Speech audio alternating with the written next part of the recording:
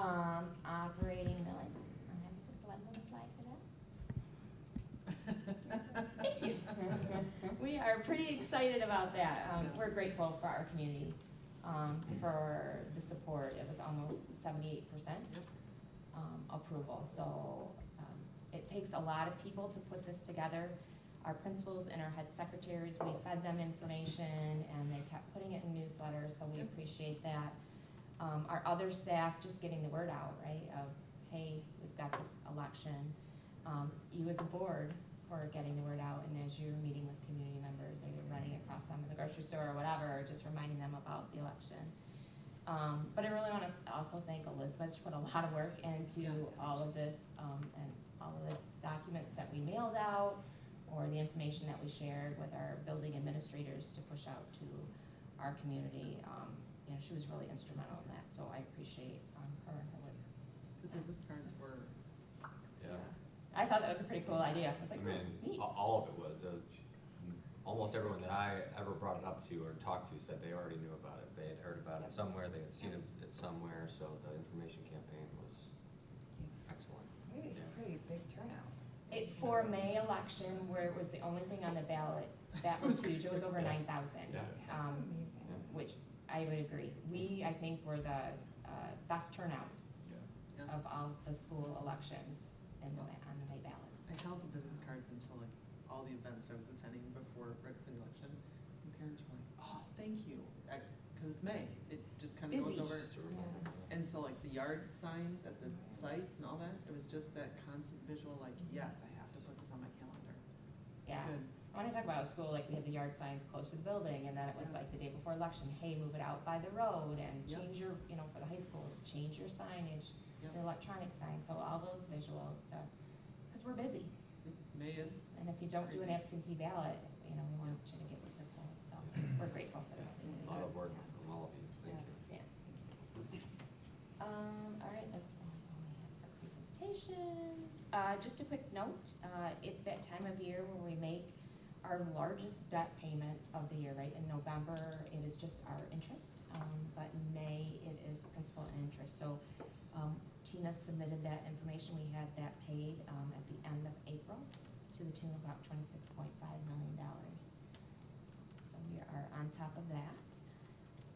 And then the last item is, I'm gonna turn it actually over to Tina, because that's a lot of money when you think about, right, we sold $190 million worth of bonds for this first series, plus the money that comes in to make those debt payments. It's a lot to manage.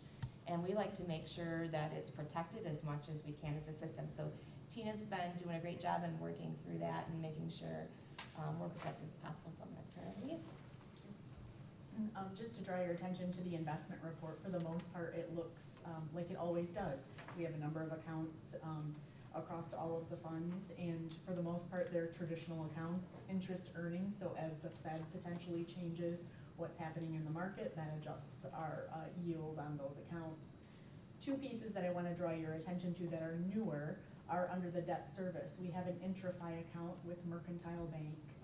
Julie and I have been meeting with the banks that we do business with to kind of see what sort of modern, more modern offerings they might have. You know that we're limited to most of our insurance levels with money to the FDIC rate. And what Mercantile has offered us on this account that we have here is a special account, so to speak, that makes sure that whatever balance we have in that is spread over multiple accounts, multiple institutions to achieve the FDIC insurance across the entire value, which is very unique. So that's a newer piece that we've had. And then the other is with regard to the capital projects account. We invested that money with UMB Bank.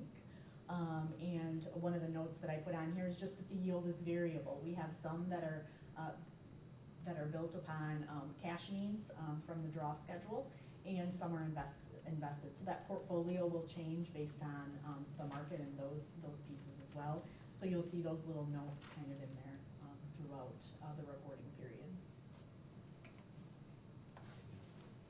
Did that Mercantile move allow us to consolidate things? Did we have a lot in separate FDIC max places that we were all able to bring up, or this was just something they did we were just with what was there? which is Yeah. typical for It's a lot of normal. districts, right? Yeah. It's pretty normal that it, and so as we've been talking about, like, let's see if we can protect ourselves a little bit, and, so we started with these two, with the debt and capital projects, but really, the next thing we're looking at is the rest of our funds that we have in the system, and how do we, is there a way to do something similar? And we've talked about our financial institution for our day-to-day anyway, so we're, looking at that, and we'll see if there'll be some changes there. Makes sense though. Yeah. All right. Thank you, Tina. Action items. The first thing we have is, we have our minutes from last month's meeting. But the next item would be a recommendation to purchase a few more cameras from People Driven Technology for an amount not to exceed $127,100. We would use our Section 31AA grant that's specific to safety and mental health to support that cost. Ryan has done a great job in walking through the buildings and meeting with the administrators, and we just think we've got just a few gaps on the interior.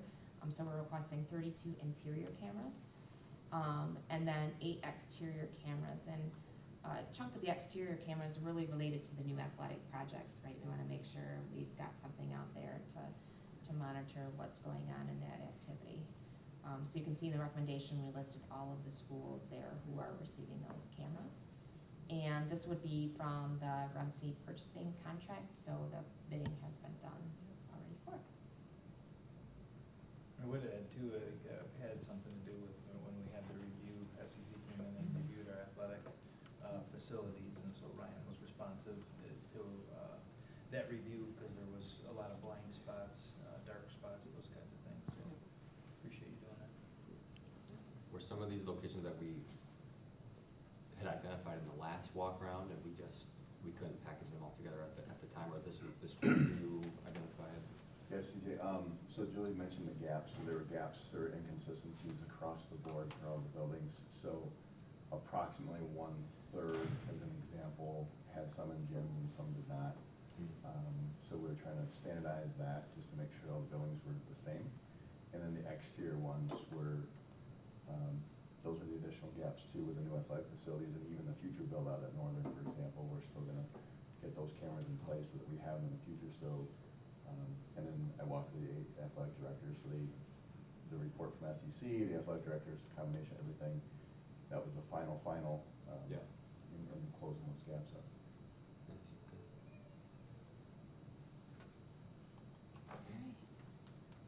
The next item is the renewal of our Chartwell's contract for next school year. So just a reminder, this is a prescribed process by the state. So last year we bid this out, and then we have an opportunity to renew for up to 4 additional years. So this would be year 1 of that 4. And the increase is the negotiated rate of 3%. So that was really identified when we approved the original contract a year ago. And it's a little different. So I decided to, in the recommendation, list this out a little bit different. I think a few years ago, we had put an approximate amount out there. It's really misleading because a component of it is it's based on meals served, right? And so then if we're feeding more students and there's more students participating, then, the cost goes up for that. So that's what I've done with the recommendation this year. It's just listed that the management fee per meal served as well as the administrative fee. Administrative fee is set each year. Do we know about what percentage of our students take advantage of our food service? Ooh, not off the top of my head. Okay. I'd have to look at the meal counts just to see. Yeah, no worries. With the free meals, I'm assuming it's up quite a bit. Yes, yeah, that definitely has helped. We can put that in an update, and Julie was able to get it, Yeah. we'll throw it in an update for you. Yeah.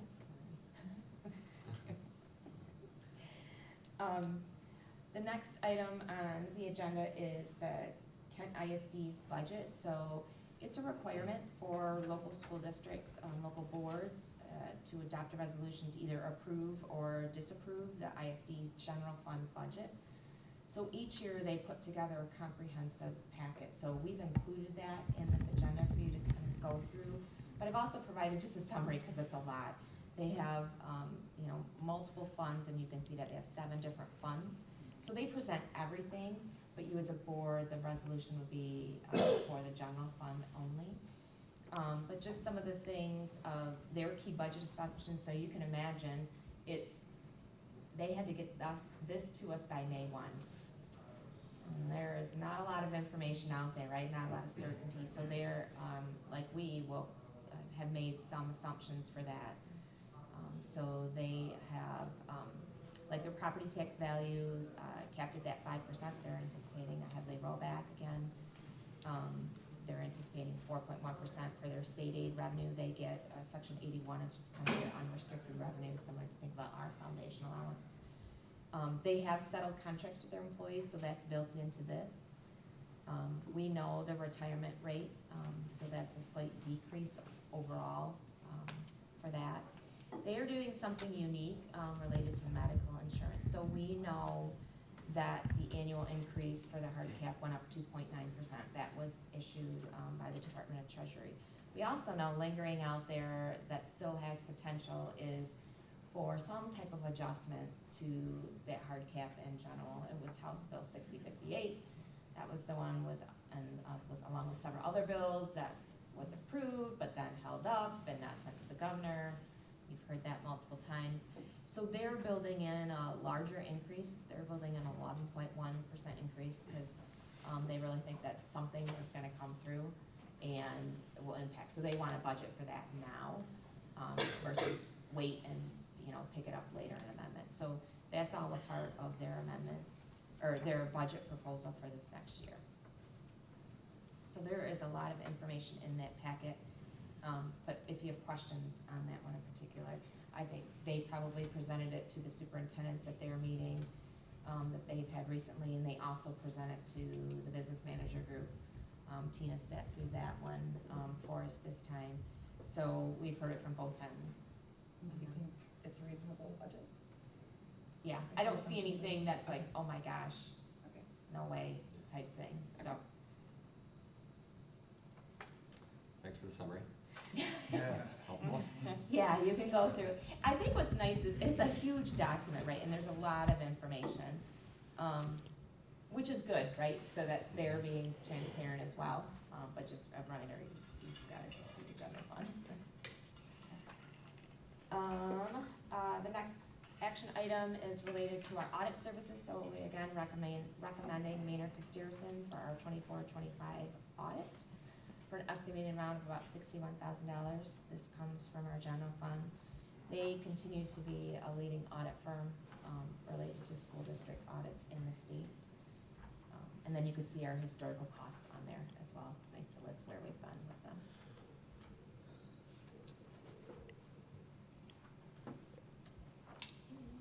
Last but not least, we have a property tax reimbursement to City of Kentwood. We don't see this one too often. It's typically one of our larger townships or the county in total, but we have $132,619 to the City of Kentwood for refunded property taxes. And that is all we have for action items, so I'm going to turn it over to Superintendent Kirby for an administrative update. Yeah, really the big piece, and Julie talked about it, was just a thank you to the voters for the turnout and the support. Obviously, a lot of things came together and worked out well for our students and staff and community all together. Graduation, full swing, as we experienced last night and we'll experience the next 2 nights. Really, as far as legislative pieces, there's probably the most relevant is the talk around a cell phone bill, which will be in a fine spot. The way the legislation is being proposed, it's really giving back the local schools the authority to put a policy in place, or basically just saying you have to put a policy in place with these limitations. But it's very minimal, so it's not dictating by law what we have to do with cell phones. So I do appreciate that approach, because we don't necessarily love when they dictate by laws what we have to do in classrooms. So just a reminder that they'll put out a notice about the meeting prior to the curriculum meeting. It should be a short meeting. We've been very fortunate, and I'm thankful for our our negotiation team. We have a lot of tentative agreements that have been ratified and will be on the board agenda separately outside of them going outside, because they are within the parameters that the board provided. We likely won't have a closed session unless there is, we do have a couple groups left yet, unless there's a need. At this point, we're not planning on a closed session, but we'll see how the rest of the week pans out. We just have a couple groups that we'll be working with, but the team has done a great job, led by Christine, and I appreciate your motivation to get this work done, so it's been really good. Transportation was accomplished in one meeting, which is a good record. feeling. Yeah, it's a good feeling, so, but we feel good about that. HR assistant superintendent positions, we did our final interviews yesterday, currently working to finalize that position and hope to have that to you on Monday as well. Today will be a big day in those developments, but that is definitely moving forward. Had two fantastic candidates to finish the process, and really happy about what our team will look like moving forward. And then the OV principal, that too is in the final stages. We spent our day in interviews yesterday, but we had 3 candidates yesterday.